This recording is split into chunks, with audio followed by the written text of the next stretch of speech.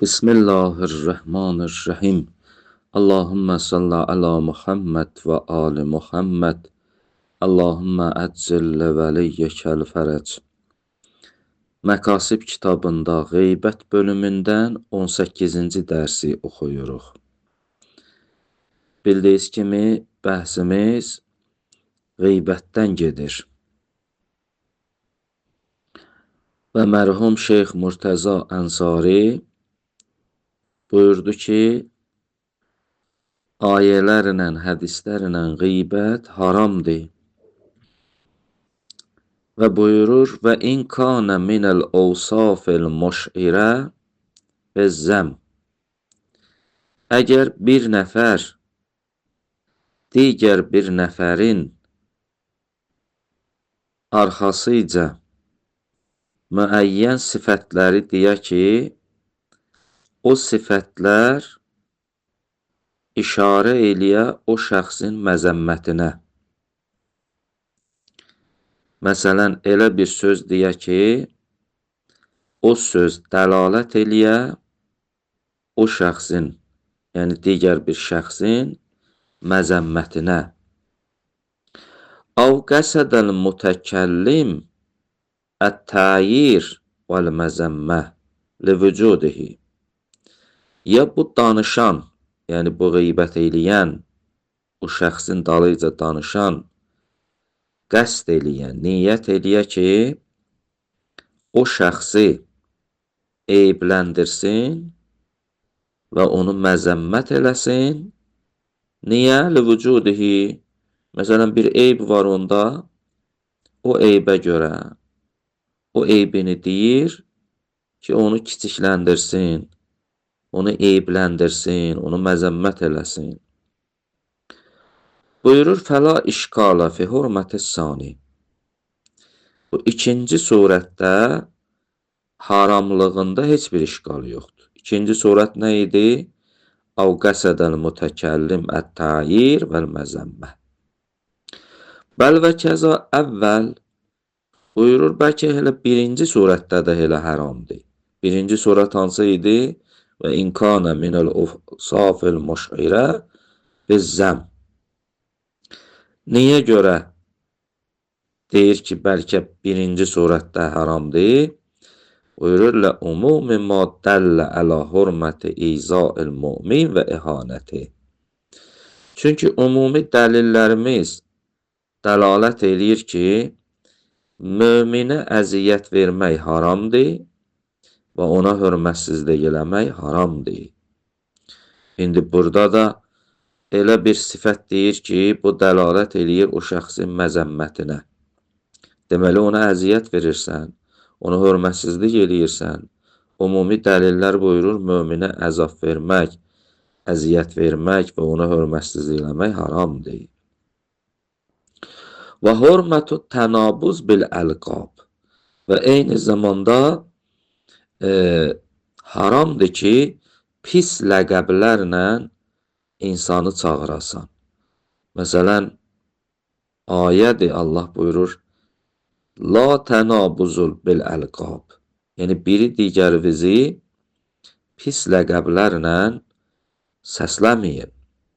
İndi burada da sən elə bir söz deyirsən, elə bir sifət deyirsən, bu işarə eləyir o şəxsin məzəmmətinə.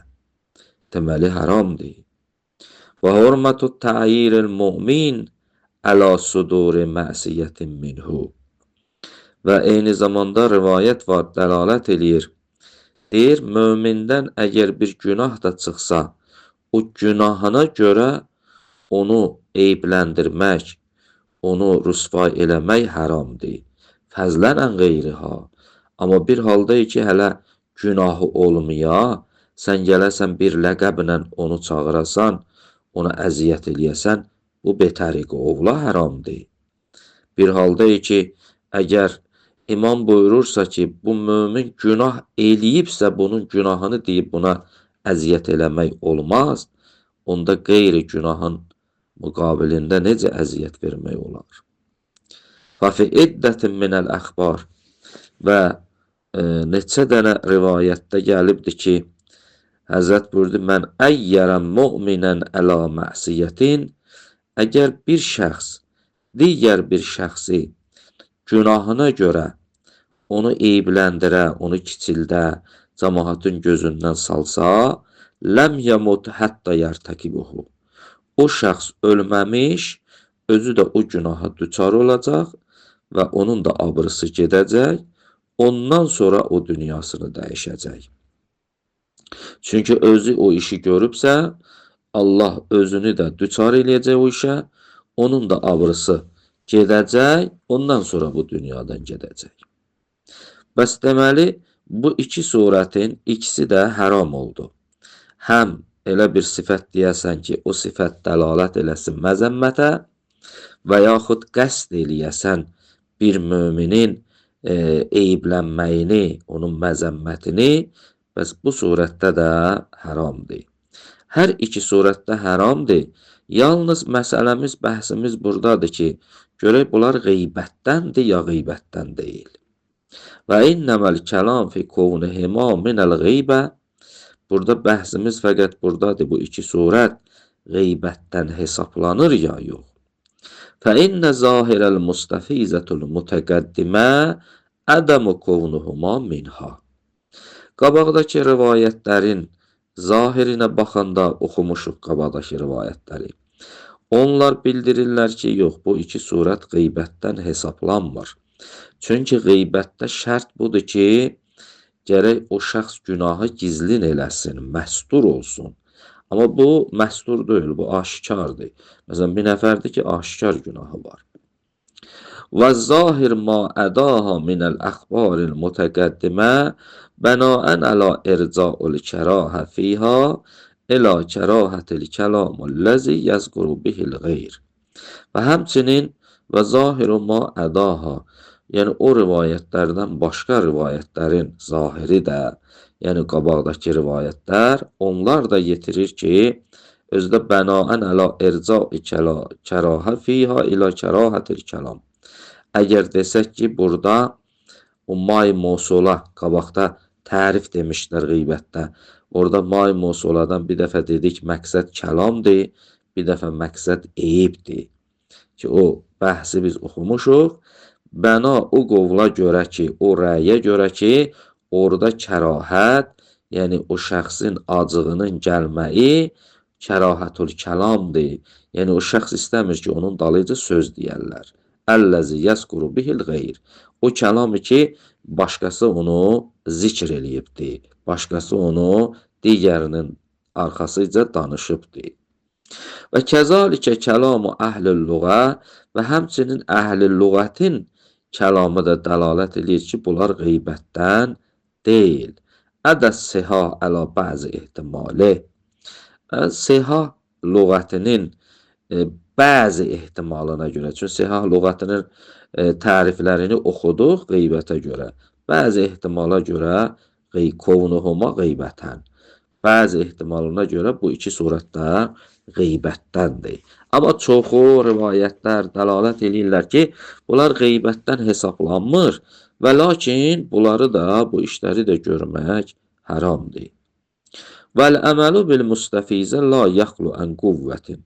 Mərhum şeyx buyurur ki, bu rivayətlərə əməl eləmək qüvvədən xali deyil, boş deyil, yəni yaxşıdır. Müstəfizəyə əməl eləsək, yəni nə? Yəni deyirik bu iki surət qeybətdən hesablanmır. Və inkana zahirul əksər xilafuhu. Baxmayaraq üləmanın sözlərinin zahiri isə bunun xilafı nədir? Yəni qeybətdən hesablayırlar. Fəyəkunu zikru şəxs bil-uyubiz zahirə. Pəs nəticə bu olar. Əgər bir nəfər zikr oluna zahiri eyblərlə, əlləti, o zahiri eyblər ki, la yufidus sami ittilaən, ləm ya'ləmuhu. O eşidən bilmədiyi halda belə bunun zikr eləməyi ona heç bir xəbərdarlıq eləmir o eşidənə. Yəni bir xəbərdarlıq faydasını vermir. Və la ya'ləmuhu adətən min qeyri xəbərin muxbirin. Və adətən də müxbirin xəbərindən başqa da bu bilməzdi heç bunu, xəbəri də olmazdı. Leysə qeybətən. belə olduğu təqdirdə o zahiri eybləri demək qeybət hesablanmır. Və qeybətə görə də haram deyil o. Fəla yəhrum illa izə səbətət hurmə min heysul məzəmmə və təir. Yalnız burada o şəxsin zahiri günahlarını demək haramlıq sabit olar məzəmmət və təir baxımından. Yalnız bu cəhətdən bu haram olar da, qeybət cəhətindən yox. Aw min cəhəti konu nəfsul ittisab tilkə sifə mimma yestənkifuhul muhtab. Ya da bu cəhətdən ki, məsələn, o qeybət olunan şəxs, yəni o şəxsi ki, onun dalıcı qeybət eləyirlər, o özü istəmir ki, məsələn, kimsə gəlsin, onu belə sifətlərlə sifətləndirsin. Vəlau bi etibarı bəzi təbirat, lap bəzi ləqəblərlə, bəzi təbirlərlə, bəzi sözlərlə istəmir ki, kimsə onu belə bir sifətlə sifətləndirsin. İstəməyəndə də narahat olur. Narahat olduğu təqdirdə də rivayətdir ki, möminə əziyyət vermək, hörmətsizlik eləmək haramdır. O cəhətdən haram olar. Fəyəhrumu min cəhətil iza vəl-istixfaf vəz-zəm və təbir. Məsələn, bu cəhətdən də deyərik ki, burada möminə əziyyətdir, haramdır, ya onu kiçiltməkdir, ya ona məzəmmət eləməkdir, ya onu eybləndirməkdir. Bu cəhətlərə görə haram olar. Daha qeybət cəhətinə görə haram olmaz. Yəni, hər iki təqdirdə haramdır. Və lakin bir dəfə budur ki, deyək ki, bu qeybət eləyib haram iş görüb, bir dəfə deyək ki, bu möminə əziyyət eləyib ona haram iş görüb.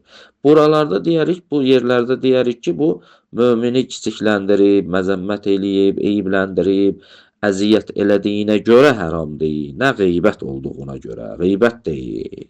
Çünki qeybətdə şərt bildik ki, gərək günah məstur olsun, gərək gizlin olsun.